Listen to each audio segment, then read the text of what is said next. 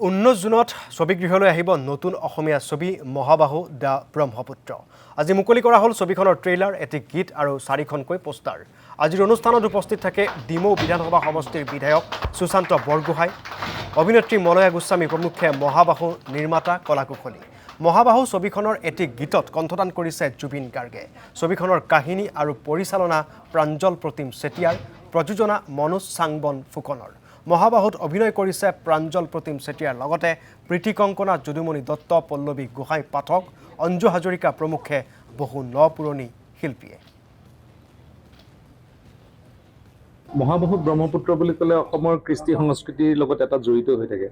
তাতে শিৱসাগৰৰ পৰা বহু দিনৰ মূৰত এখন ছবি প্ৰডিউচো হৈছে, ডাইৰেকশ্যনো হৈছে, এক্টিঙো হৈছে, আৰু সেইকাৰণে আহিছোঁ যাতে আমাৰ যিবিলাক সাংস্কৃতিক প্ৰেমী মন আছে সেইবিলাকক যাতে আমি তেওঁলোকে ভবা ধৰণে উৰণৰ শিখৰত লৈ যাব পৰা যায়। অসমত বহুত দিনৰ মূৰত এতিয়া চিনেমা ৰিলিজ হ'বৰ কাৰণে এতিয়া ডেট ক্লেছ হৈছে। আগতে বছৰ লাগে এখন চিনেমা আহিবলৈ আমি ৰৈ থাকোঁ, বোলে 3 বছৰ পিছত এখন চিনেমা, 4 বছৰ পিছত।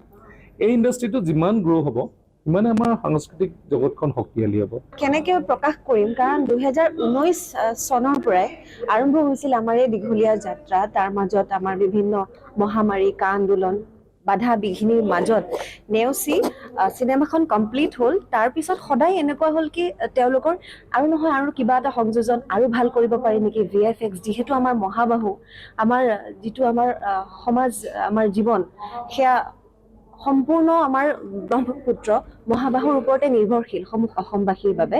গতিকে সেই মহাবাহুৰ লগত যিখিনি আমাৰ প্ৰকৃতি, আমাৰ সমাজ ব্যৱস্থাৰ যিবিলাক প্ৰকৃত সমস্যাও আছে, যেনেকৈ আমাৰ মাটি, পানী, বায়ু, বতাহ গৰাখহনীয়া হৈ যাওক, বা যিখিনি তেতিয়া পোচাৰ্ছৰ যিখিনি সমস্যা আছিল গড় হত্যাক লৈ, গোটেইখিনি মিলাই পেলাই এখন খুব সুন্দৰ কমাৰ্চিয়েল চিনেমা কৰা হৈছে, য'ত বহুত সময় লাগিলে।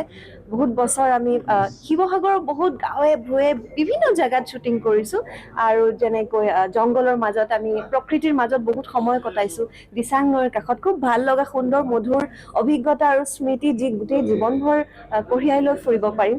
কিন্তু তাতকৈও বেছি ভাল লগা কথা যে খুব গান, জুবিনদাৰ কণ্ঠতো এটা গান আছে। অৱশ্যে আমাৰ যিটো ডেট 19 জুন আমি বহু আগতেই আমি ঘোষণাটো কৰি থৈছিলোঁ।